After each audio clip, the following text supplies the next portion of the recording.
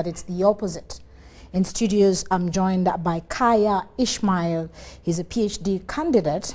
We can call him a research fellow, and we're here to discuss this form of energy and its service life. Welcome to the show. Thank you very much. Yeah. Yes.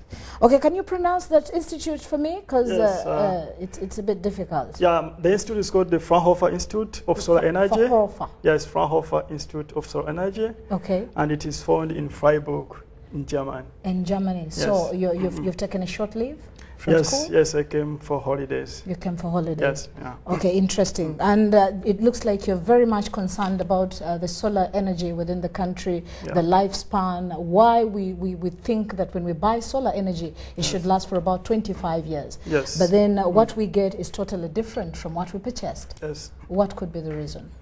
First of all, I'll define a little bit the solar energy. It's the energy we get from the sun, and it is converted by specific materials, okay, like what we call the solar cells.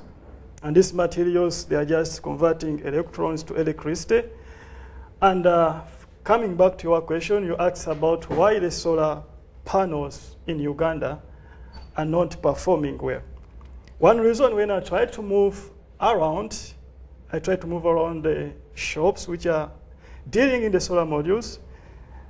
What is on the market, as far as I know, is not the genuine solar panels.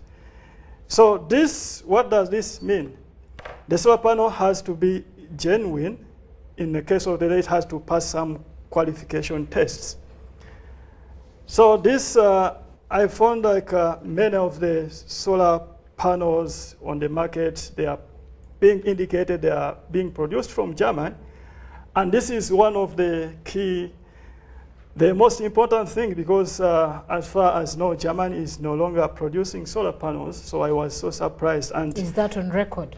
Yes, like in the past few years, all the companies which were producing solar panels in Germany been bankrupt because they couldn't compete with the high market from the Chinese. And the few solar modules from Germany, they are quite high qualities and more expensive. Okay. And when you look at the prices indicated in these solar panels sold here in Uganda, they don't reflect what the German solar panel should look like. Okay. The only way I went last year in Yumbe, I found the genuine German solar modules. They were in the water project in Yumbe, in the refugee camp, one of the refugee camp in Yumbe.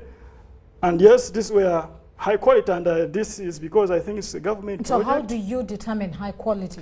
So this is quite difficult for someone who don't have enough knowledge, because we have what we can observe the solar panel, but it needs someone who has some specific qualities. But I can give you an example.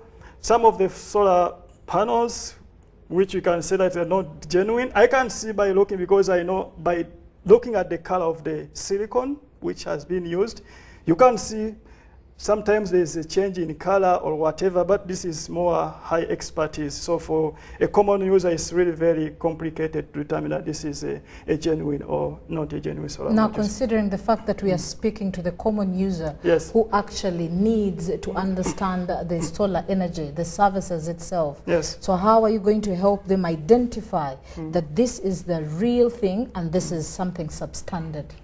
So I can give you one example. The only way we can look like this is a genuine material, on the back of the solar panel, sometimes there is what we call the ICE number. ICE. And if you find this number, if it is indicated somewhere, you can write this number on the internet, and they will give you the specifics of that particular panel. If you don't find it, it means something is going wrong somewhere. Okay. So it means maybe the product was produced, but it has no record. Every solar module which is produced on the market, they have records, and you can find this online. So help us identify. If the branding says Germany, yes, and yet it's not from Germany, then who is producing this? From which country are they coming from? Yeah, as far as I know, right now it is the China. I mean, China is dominating all the production. Okay. Even the solar panels which are brought in Europe, the solar cells are produced from China. But because there is a lot of qualification tests for panels entering in the European countries. For them, they have they can control what is being produced. They have pivot systems yes, to which control. we are lacking here. Okay. So I don't know. Yes, we do have actually, but maybe they have not been enforced very well by UNBS. Yes, and the testing the solar panel is quite different because you need specific machine. If they write this 250 watts, you need a machine. You need to flash it and say, yeah, this is really 250 watts. So I'm not even sure that the wattage which is written at the back of the modules, they are the real one. Because we need to test it. But do you think the only issue is just quality, or even the way you know, the technicians install these machines? Yeah, this is also that could also be affecting the lifespan. Yes, thank you. This is also a key topic which I wanted to discuss.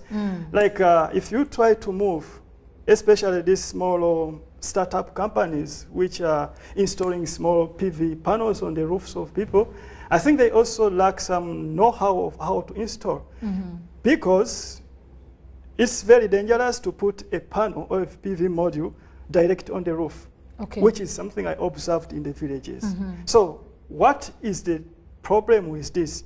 So if you put your PV panel direct on the roof, there is the temperature from the roof is going to increase, and these PV modules, they are a composite of many materials. Some materials can sustain a certain amount of temperature and they can fail given high temperatures. So if you just press your module directly on the roof, you are increasing the temperature of the PV module. Okay, so it's getting heat from up and under. Yes, it's getting heat from up, and the heat from under is the more dangerous one. Because from under, there is a lot of polymer materials which don't sustain high temperatures.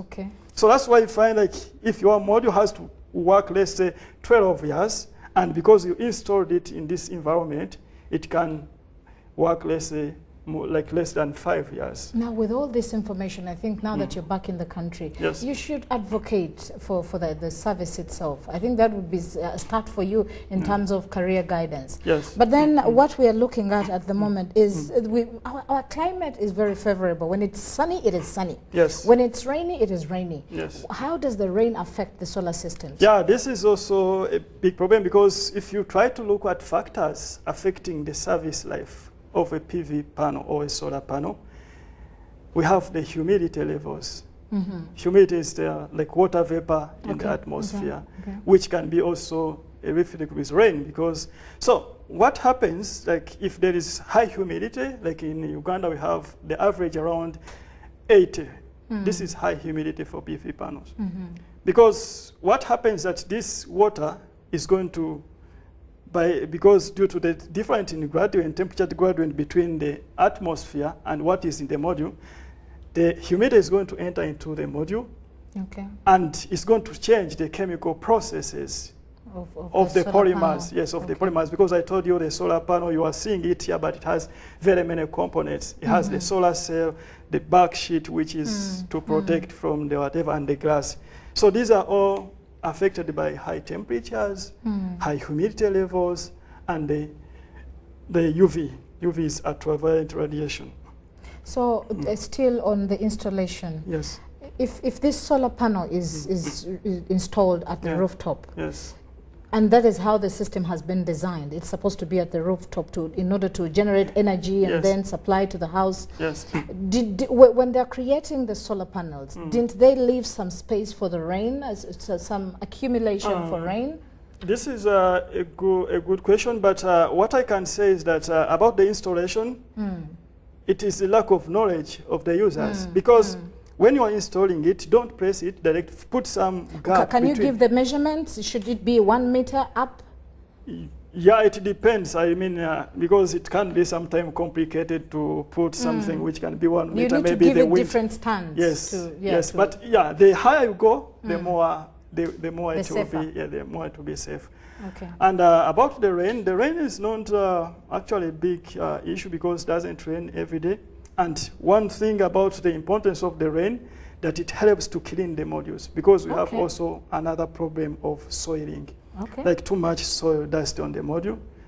This is doesn't only affect the performance, because when your module, your solar panel has a lot of soil in it, it means the sun, as I told you, the solar is the energy from the sun. From the sun. The sun doesn't reach on the surface, on the solar cells inside, which converts the amount of sun into the what? Electricity. So it means you are blocking, you are giving, you are adding a blockage of your conversion, of your sun reaching the what? Your solar panel. Okay, so we've talked about two things. We've talked about the quality. The quality, yes. And we've talked about, you know, the installation process. Yes. Is there anything else that really affects the lifespan of these panels? Yes, as I told you, what affects the lifespan of the panels is also, I will add on the soiling and also the poor handling of people. Okay. Well, what do you mean when you say soiling? Soiling, I mean like allowing a lot of dust to accumulate on our module. Okay. And this one has an effect, like if you allow one part of your module to have dust and the other one is so cleaned. that means even without the rain, this solar panel should be cleaned. Yes, they should be while. cleaned, yes. You don't leave your panel unclean. And if you are clean it homogeneously, like uniformly. Okay. Because if you clean how the solar panel works, like if I try to cover one part. I thought the rain does that. So if you have to wait for the season. Yeah, then this is not enough, yes. So, and avoid partial cleaning. Partial cleaning means like I clean one part and then you leave the other leave one part. Okay. So what happens that, because what if I cover one part and the other part is open and clean, the energy which is going to be produced is being affected by this one cell. Okay. This is in the science of how they connect the cells. So can the owners, if it is just a layman, can the owners themselves go up there and clean the panels themselves? They should, or they need consultants to keep doing the maintenance? No, they should do this. When you see your model is your PV panel is becoming dirty, just use clean water. Don't use a rough surface because you create scratches. Okay. Just get clean water and a soft material and try to clean it regularly. Okay. Yes. All right. Thank you very much, Kaaya Ismail, for joining us. Okay. I think we will be needing this information from time to time to help Ugandans understand the beautiful solar energy service. Well, that does it from us. This has been News Tonight. My name is Patricia Lukoma.